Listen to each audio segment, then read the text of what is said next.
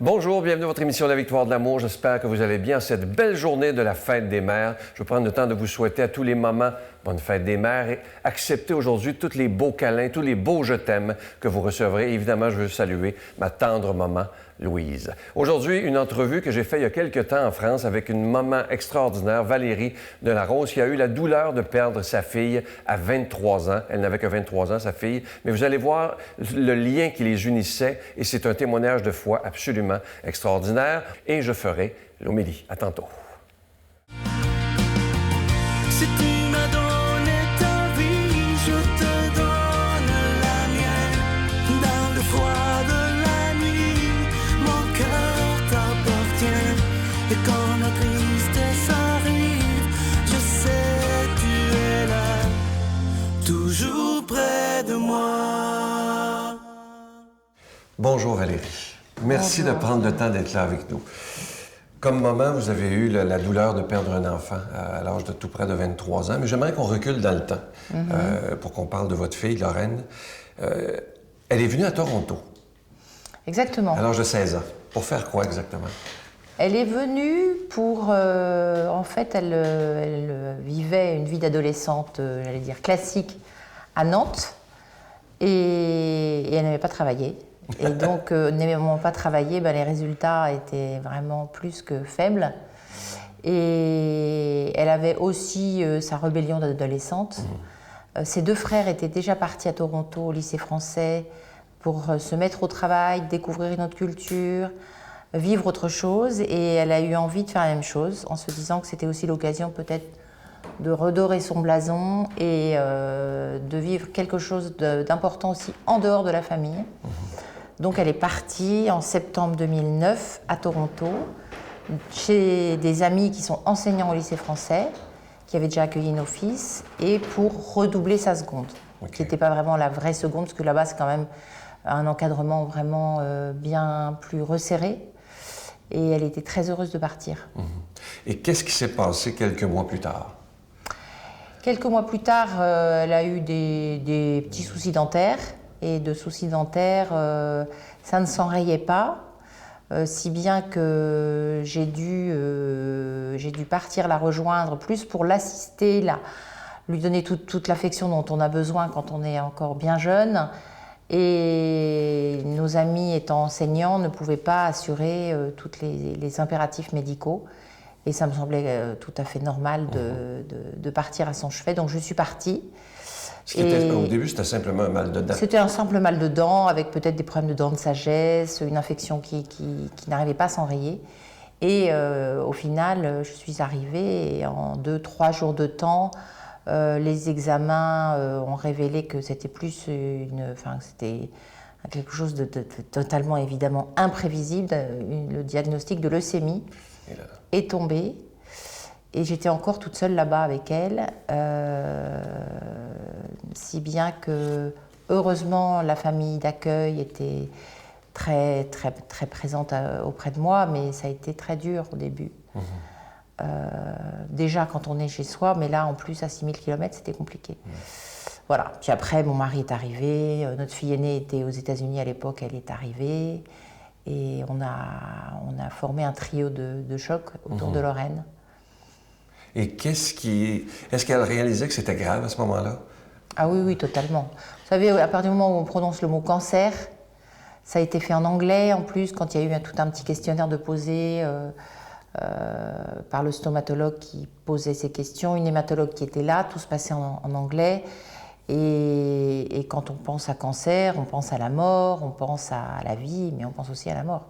Donc c'était terrifiant. Ouais. Alors là, ça a été évidemment la chimiothérapie. Il y a eu une greffe aussi, je crois, Oui, le parcours a été long puisqu'il a duré 7 ans. 7 ans. Donc de Toronto, elle est rentrée le jour de Noël dans des conditions très très compliquées à Nantes. La chimiothérapie avait été démarrée en urgence parce que ses poumons commençaient à affaiblir. C'est enchaîné toute une série de cures de chimiothérapie avec la perspective d'une greffe de moelle osseuse grâce à sa grande sœur qui s'est révélée compatible, ce qui n'était pas toujours le cas, mais là on a eu cette chance-là. Donc elle a été greffée. Dans cette première année, il y a eu quand même un événement très critique juste après la greffe, où là, ça a été, j'allais dire, le deuxième temps où on a eu vraiment peur de la perdre. Et puis, elle en est sortie.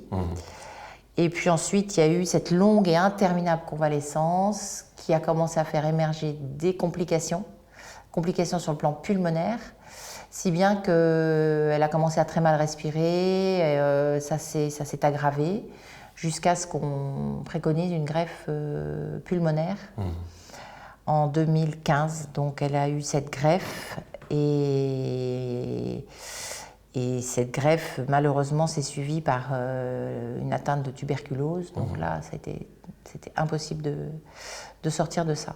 Et elle est partie. Et vous, comme maman, bon, vous avez la foi, avez-vous vécu une révolte en disant, Alors, Dieu, pourquoi une si belle jeune fille? Oui. Alors, je me suis pas tellement mise en colère contre Dieu, parce que sur le moment, c'est vrai qu'on m'a déjà posé la question, sur le moment, j'allais dire, j'ai gardé mon énergie pour, justement, c'est pas tellement ma nature en plus, la colère. Ah non? Voilà, donc en fait, je suis quelqu'un qui ne sait pas tellement me mettre en colère. Quelquefois, ça serait bien même. Mais j'étais plutôt très concentrée sur l'instant. L'instant de quoi elle a besoin d'une maman qui va le mieux possible et qui va aller de l'avant. Alors que la colère, ça vous fait du mal à vous-même aussi. Et j'ai même vu des parents très en colère contre les médecins parce qu'il faut bien trouver un exutoire, mais en fait, ils sont encore plus mal après. Donc la colère, ça n'a jamais été trop mon registre. Je pense que surtout, je ne me suis pas mise en colère après Dieu, mais simplement, au début, je lui parlais. C'est comme si je lui parlais plus, quoi. Vous voyez, c'était plutôt ça. Il y a eu un blackout et c'était, voilà, ma fille qui est près de moi, en chair et en os, et je me concentre sur ce qu'il y a à faire, sur ce qu'il y a à dire, sur toute l'énergie que je dois déployer avec mon entourage. Évidemment, j'étais pas seule du tout, puisqu'on est une famille assez unie, donc j'ai été extrêmement relayée. Oui. Et je lisais dans le livre que elle savait que des gens priaient pour elle, mais ça vous inquiétait parce que parfois ça peut être mal perçu en disant qu'elle pouvait dire, bon ben, si des gens prient pour moi, c'est que c'est la fin.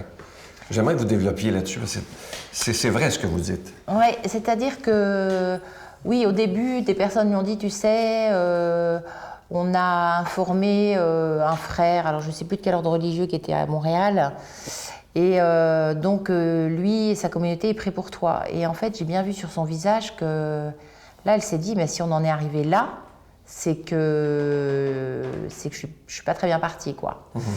Et donc ça semblait l'intriguer, et je dirais même presque l'inquiéter. Et là, je trouve que c'est très difficile de parler à un malade, ou en tout cas de lui traduire un peu ce que ça peut vouloir dire quand on n'a pas soi-même expérimenté la puissance de la prière. Et moi, je n'avais pas sondé sa vie spirituelle à ce moment-là, c'est très difficile. Et en fait, alors elle écoutait, elle ne disait rien, mais je ne suis pas sûre que ça avait beaucoup d'impact sur elle au début. Et puis petit à petit, quand elle a vu que ça s'était instauré plutôt sur le plan familial, amical, proche, avec des gens qu'elle connaissait, là, elle a commencé à dire « Oh, mais c'est vraiment trop gentil qu'il prie pour moi ». Parce que je pense qu'aussi, on savait lui présenter d'une façon pas légère, mais presque un peu naturelle, quoi. Oui. De dire, il y a une communauté qui s'est formée, il y a des personnes qui ont envie de se retrouver pour prier, mais ça ne veut pas dire que tu vis tes dernières heures. C'est que quand on vit quelque chose de difficile, une épreuve, ben finalement, si on a, je veux dire, une certaine vie de foi, la prière a un sens, et donc prier ensemble, c'est encore plus fort. Donc en fait, elle savait que régulièrement, des amis se retrouvaient dans une paroisse de Nantes. C'était devenu quand même un signe, une manifestation plutôt familière pour elle, mais ça s'est fait petit à petit. Et un jour, elle est allée dans un festival chrétien. Oui. Qu'est-ce qui s'est passé? Et comment elle en est revenue? Alors déjà, pour y aller, c'était compliqué, parce que moi, j'avais ce pressentiment très fort qu'il fallait y aller et vite. On ne savait jamais ce que nous réservait le lendemain. Ma belle-sœur m'en avait parlé vraiment avec beaucoup de en louant vraiment ce festival, puisque ma nièce y était allée. Lorraine avait entendu ça, avait regardé une vidéo, parce que les jeunes, quand même, ça passe beaucoup par ça, même nous. Ouais. Et en fait, elle a trouvé que c'était bien, que c'était pas du tout ringard, que ça tenait la route, que c'était actuel. Et sur le fond, elle s'est dit, ça doit être bien, parce que finalement, c'est des témoignages de personnes. Et elle, avec ce qu'elle vivait et cet enjeu vital qui revenait très souvent, elle se demandait quel sens les gens pouvaient donner à leur vie, et des jeunes. Et alors qu'elle, très souvent, quand elle le rencontrait, quand elle avait des visites, elle pouvait dire un peu ce qui la rendait heureuse au jour le jour. Et ça, c'était un peu quel sens je donne à ma journée. Mais quel sens je donne à ma vie, ça va être retrouver ma famille, mes amis. Et là, elle avait envie de recevoir. Donc ça s'est fait, mais avec beaucoup d'énergie. C'est peut-être ce dont je suis le plus heureuse, c'est qu'elle a pu y aller, parce qu'il a fallu lui faire rencontrer des gens pour lui donner envie. Il a fallu trouver quelqu'un pour l'accompagner. Sa meilleure amie, finalement, était libre. Elles sont parties toutes les deux, en mauvais état. Une qui venait de déclencher un diabète de type 1, son amie, et elle, très mal sur le plan respiratoire. Et là, moi, c'était un peu un passage de relais. Voilà, comme si tu dis au Seigneur, écoute, maintenant c'est toi qui la prends en main, parce que évidemment que ces années ont été très difficiles. Ouais. Et j'ai vécu ça, oui. Alors je l'ai peut-être relu après comme ça, mais comme un passage de relais spirituel. Et elle est partie et elle appréhendait, parce que sur le quai de la gare, on a dû lui dire, elle a croisé une fille qui lui dit, ah, mais moi j'adore venir ici. Mais l'année dernière, je suis déjà venue et c'est là que j'ai rencontré mon meilleur ami. Alors Lorraine lui dit, ah bon, mais oui, bah oui, c'est Jésus. Alors elle s'est dit, mais qu'est-ce que je vais faire là? Et puis en fait, elles ont remis leur confiance et après, elle a eu des tas de rencontres. Il y a eu des combats au début, beaucoup de combats. Et puis dans ces lieux-là, il y a des personnes qui sont là pour ça, donc très bien accompagnés par des sœurs de la communauté du Chemin Neuf, qui l'ont écoutée, qui ont entendu ses interrogations, très, très décalées par rapport aux interrogations des jeunes de son âge. Et puis là, elle a rencontré des gens extraordinaires. Donc elle s'est nourrie, elle a pu avoir des temps de prière avec d'autres. Et on lui a de ce fait demandé de témoigner devant les 1200 jeunes, puisqu'il y avait un chemin de croix et au milieu de la semaine, toujours au milieu de la semaine. Elle a témoigné devant tout ce monde-là. Ensuite, ils ont tous prié pour elle, dans toutes les langues, puisqu'il y avait beaucoup, c'était très international. Et là, alors là, elle s'est sentie totalement portée, dépassée. Elle a expérimenté, oui, c'était une expérience spirituelle pour elle. Et suite à ce témoignage, beaucoup de jeunes sont venus la voir tous les jours qui ont suivi pour la remercier, pour lui dire, écoute, une jeune fille lui a dit, moi j'ai jamais prié, j'ai jamais parlé à Dieu, mais la première fois finalement que je l'ai fait, c'est pour toi. Donc vraiment, je voulais te remercier. Et là, Lorraine a senti que ça la dépassait complètement et que finalement, il y avait quelque chose qui la transcendait. Et ça l'a changé considérablement. Elle a demandé ensuite le sacrement des malades. Ah oui. Vous voyez, donc tout ça, ça s'est articulé. Mais ce qui est formidable, c'est que ça s'est fait dans le même lieu, en prenant du temps, et avec des jeunes et des personnes qui l'avaient bien accompagnée. Toute la semaine, elle voyait quelqu'un avec qui elle parlait. Je crois que c'est une des sœurs. Et donc, le sacrement des malades, c'est pareil, il y a eu avant, après. Et à son retour, est-ce qu'elle savait finalement que ses jours étaient comptés? Ben, elle l'a toujours su depuis le début que c'était un très très gros combat. Elle était très confiante, très très optimiste. Je pense qu'aussi elle voulait un peu nous protéger. On protège souvent son entourage, mais même s'il y a eu des moments d'abattement, je pense qu'à chaque fois qu'une bataille était gagnée, elle se disait, bah, tu vois, c'est reparti, le train repart, et puis elle vivait à 300%. J'allais dire que l'abord vraiment le problème respiratoire récurrent vous rappelle à chaque moment quand vous marchez, que vous respirez mal, que la respiration c'est la vie. Ouais. Donc sa vie devenait très très compliquée, même sur les plus simples gestes du quotidien.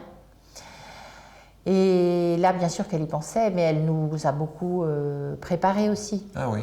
C'est-à-dire qu'elle disait souvent, mais les parents, on ne sait pas, vous voyez, le médecin, en plus, comme elle posait énormément de questions aux médecins, les médecins étaient assez transparents et elle savait que c'était précaire, qu'en même temps, il y avait des solutions, parce que je pense que c'est là-dessus qu'on s'accroche, mais ils ne pouvaient pas lui garantir qu'elle allait guérir de cette maladie pulmonaire. Donc il fallait en permanence vivre avec le doute. Ouais. Et nous aussi. Mais bon, elle savait que oui, ça pouvait s'arrêter. Elle savait en allant vers une greffe pulmonaire que ça pouvait s'arrêter. Elle l'a même écrit dans le livre, sur la table d'opération. Elle était très très lucide. Et elle nous disait, les parents, moi je veux que vous sachiez que... Parce qu'elle voyait bien qu'on était très impactés, mais elle nous disait, mais vous savez, moi je ne sais pas combien de temps ça va durer, mais je trouve que c'est incroyable, c'est que malgré ma maladie, je trouve que j'ai une belle vie. Parce qu'elle faisait des rencontres extraordinaires, C'est beau, ouais. parce qu'elle savait créer un climat de vérité avec les gens, qui faisait qu'à chaque fois c'était des échanges forts. C'était une future psychologue, donc en fac, elle avait appris énormément de choses. Donc en fait, dès qu'on la rencontrait, les échanges étaient forts. Et elle se disait, mais j'ai trop de chance. Imaginez. Alors c'était incroyable. Donc en fait, elle nous disait, mais oui, c'est dur, mais ma vie sera peut-être pas longue, mais je voudrais que vous gardiez ça en tête, c'est que je le pense vraiment, c'est que je trouve quand même que j'ai une belle vie, malgré cette galère. Voilà. Alors c'est pas facile à entendre. Donc on entend, et en même temps, par moments, je voulais pas l'entendre. Mais finalement, elle a bien fait de le dire. Ouais. Parce qu'aujourd'hui, ça nous aide. Ouais. Elle est décédée en 2016. Oui. C'est bien ça. Évidemment que ça a dû être épouvantable pour vous, pour votre mari, pour votre famille. Qu'est-ce que vous retenez de Lorraine? Alors là, je pourrais parler pendant très longtemps. C'est très vaste comme question.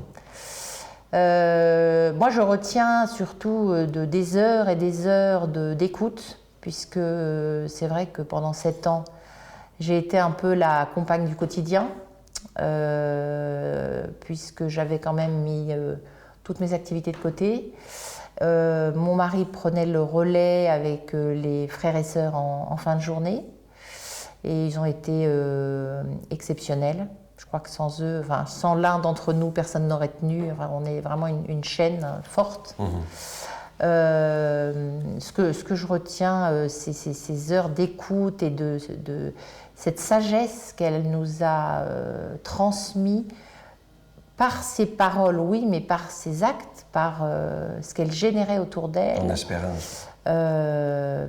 C'est vrai que le cheminement spirituel qu'elle a eu, moi, m'aide beaucoup. Donc ce que je retiens, c'est qu'elle a été discrète dans sa façon de le vivre, parce que c'est compliqué d'expliquer au sens propre quel parcours spirituel on a fait.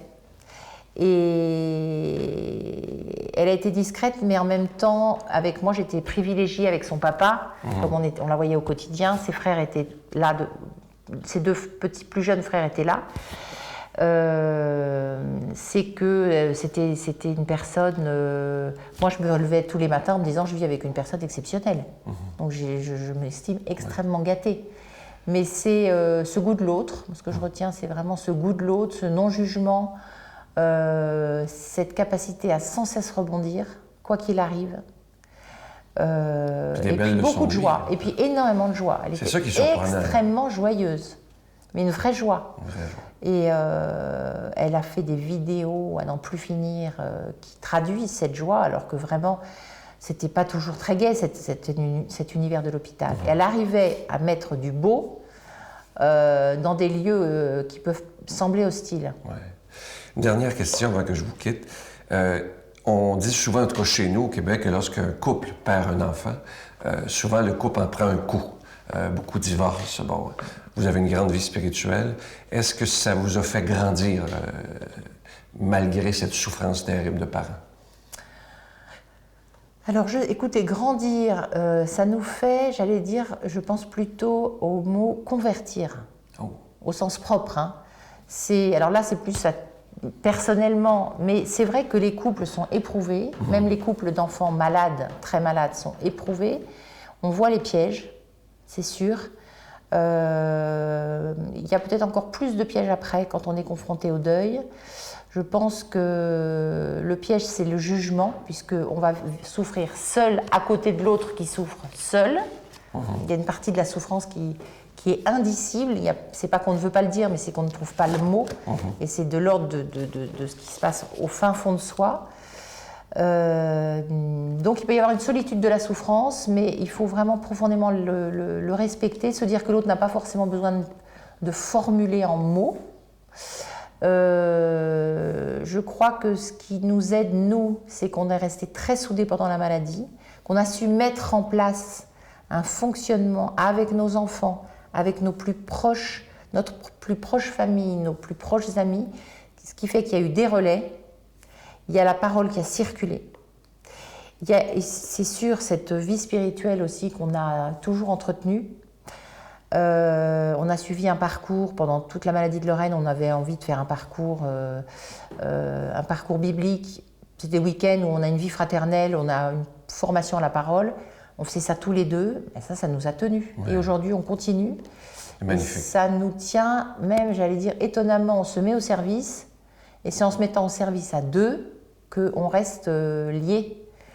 Et je pense qu'effectivement, mais bon... Je suis sûr que Lorraine vous aide aussi.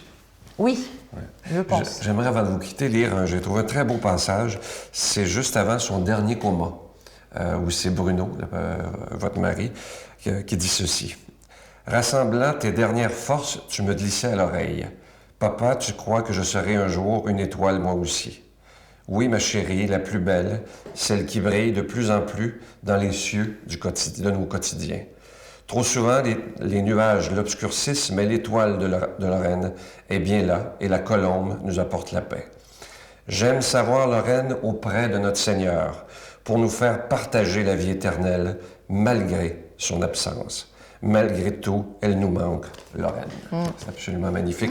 Je vais inviter les gens à lire ce livre. C'est vraiment magnifique. Il s'intitule, et le titre est très beau, « Hâte-toi de bien vivre » de Valérie de La Rose aux éditions Médiapol. Merci. Merci beaucoup. Merci. Merci.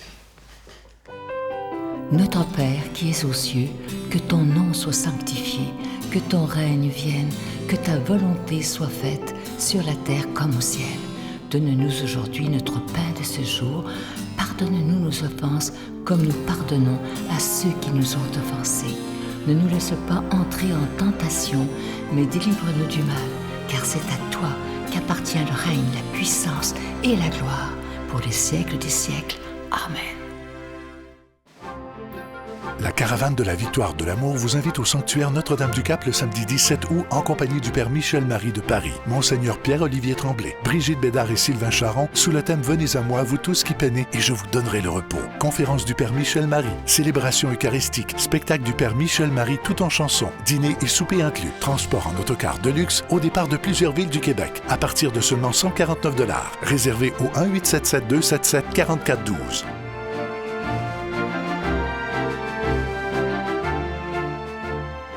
Je suis tellement content de vous parler de ce beau cadeau du mois pour le mois de mai. On dit que le mois de mai, c'est le mois de Marie, le mois le plus beau. Et ce mois-ci, c'est un magnifique chapelet, le chapelet de Marie consolatrice. Il est en cristal, il est orné de toutes petites roses et comme toujours, il est déjà béni. Je vous rappelle que ce chapelet, il n'est pas fabriqué dans une usine. Il est fabriqué par des religieuses de Mexico, de la communauté Agnus Dei, et elles nous remercient de tout cœur de les faire par eux parce que ça leur permet d'aider des enfants dans le besoin à Mexico. Alors, on fait d'une pierre deux coups. Vous aidez la Victoire d'amour, mais vous aidez aussi une communauté à aider les enfants. Je vous rappelle que vous le recevrez avec un don de 25 $ et si vous en voulez deux, avec un don de 40 $. Je vous donne l'adresse. La Victoire de l'amour, case postale 120, succursale Boucherville à Boucherville, J4B 5E6. Je vous la redonne. La Victoire de l'amour, case postale 120, succursale Boucherville à Boucherville, J4B 5E6. Également par téléphone, par carte de crédit du lundi au vendredi de 8h30 à 16h30 dans le 514-523-4433, 523-4433 ou sans frais le 1-888-811-9291, 1-888-811-9291 et aussi sur notre site Internet, le www.lavictoiredelamour.org. Alors, je vous rappelle aussi que si vous faites votre don par Internet, c'est la façon la plus rapide et très sécuritaire. Ne soyez pas inquiets. Notre site Internet, il est sécurisé. Alors, ne soyez surtout pas inquiets pour faire votre don de cette manière. Et je vous rappelle le cadeau du mois, le chapelet de Marie Consolatrice. Il est en cristal et orné de toutes petites roses. Je vous remercie de tout cœur de votre grande générosité, mais merci aussi de votre prière. C'est essentiel. Mon Dieu, donnez-moi la sérénité d'accepter les choses que je ne peux changer, le courage de changer les choses que je peux et la sagesse d'en connaître la différence. Amen.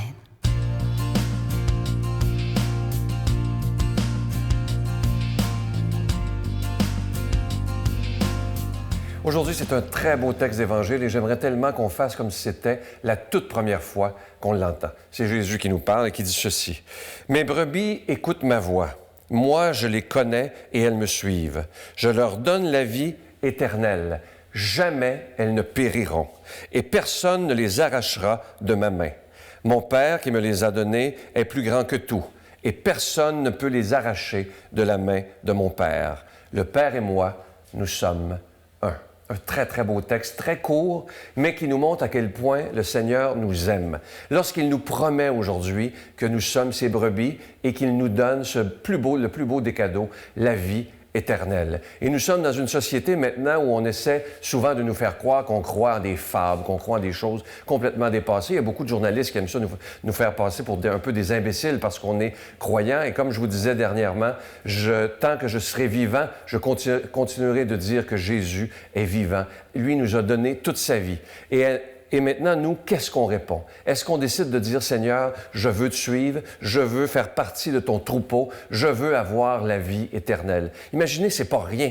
Lorsqu'on est assuré que la vie ne se termine pas avec la mort, mais qu'elle se transforme tout simplement. Et il s'agit de regarder la nature, à quel point elle est bien faite, tout se transforme. Et moi, je reste convaincu que ceux qui sont partis sont plus vivants que jamais. C'est pas moi qui le dis, c'est Jésus qui le dit aujourd'hui, et lui n'est pas menteur. Tout ce qu'il nous demande, il nous dit pas qu'il faut être absolument parfait, c'est assez difficile de l'être. Mais si on décide de suivre le chemin de l'Évangile, le chemin de l'amour, le chemin du pardon, la vie, elle peut être éternelle. Et ça, c'est absolument extraordinaire. Et même ceux qui ont fait les pires erreurs, les pires péchés, le Seigneur nous dit, si tu te repens, si tu as du regret, je t'accueille dans mon royaume. C'est pas rien, ça. Mais malheureusement, on en parle de moins en moins.